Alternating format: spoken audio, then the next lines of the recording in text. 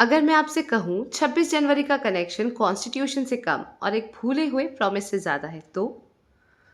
और अगर मैं कहूँ इंडिया का कॉन्स्टिट्यूशन लिखने वाले ने इसके लिए एक भी रुपया नहीं लिया था, तब भी आप बिलीव नहीं करोगे, right? Then continue with the main story. 26 जनवरी, हम इसे सिर्फ परेड और छुट्टी का दिन समझ लेते हैं, लेकिन सच कहूँ ये दिन सिर्फ एक डेट नहीं है, ये भारत के दोबारा जन्म लेने का दिन है। आज मैं आपको ना सिर्फ कॉन्स्टिट्यूशन के बारे में बताऊंगी बल्कि उन लोगों के बारे में बताऊंगी जिनका नाम हिस्ट्री ने ऑलमोस्ट भुला दिया है।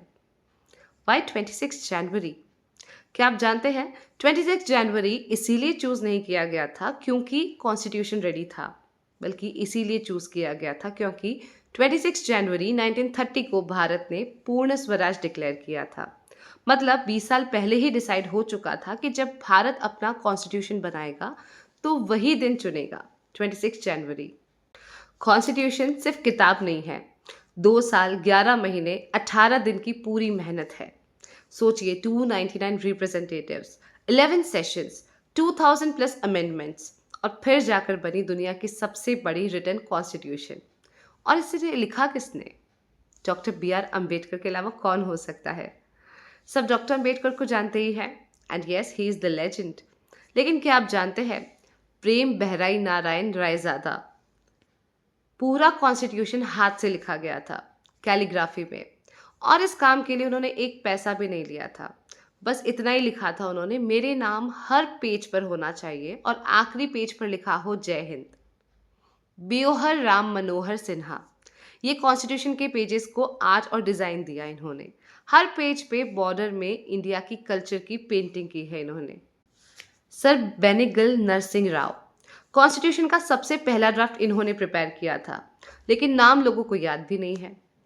वुमेन पावर इन कॉन्स्टिट्यूशन, बहुत ही कम इसके बारे में बताया गया है।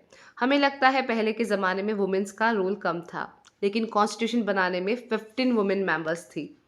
उनमें से कुछ के नाम इस तरह से थे: हंसा मेहता, राजकुमारी अमृत कौर, दुर्गाबाई देशमुख। इन्होंने ही वुमेन राइट्स के स्ट्रॉन्ग फाउंडेशंस रखे थे। जिस कॉन्स्टिट्यूशन ने हमें बोलने का अधिकार दिया, जिस कॉन्स्टिट्यूशन ने हमें वोट का अधिकार दिया, उस कॉन्स्टिट्यूशन के बनने के वक्त देश के लोग भूखे थे, शरणार्थी थे, टूट चुके थे। फिर भी उन्होंने सपना देखा था एक स्ट्रॉन्ग इंडिया का। रिपब्लिक डे परेड सिर्फ सेलिब्रेशन नहीं है, ये रिमाइंडर है कि हम सिर्फ भारत में नहीं रहते, हम भारत को चलाते हैं। कॉन्स्टिट्यूशन सिर्फ गवर्नमेंट के लिए नहीं है, कॉन्स्टिट्यूशन हम सबकी जिम्मेदारी है। तो इस 26 जनवरी सिर्फ फ्लैग मत उठाना, उस सपने को उठाना जो किसी ने 76 साल पहले लिखा था हमारे लिए।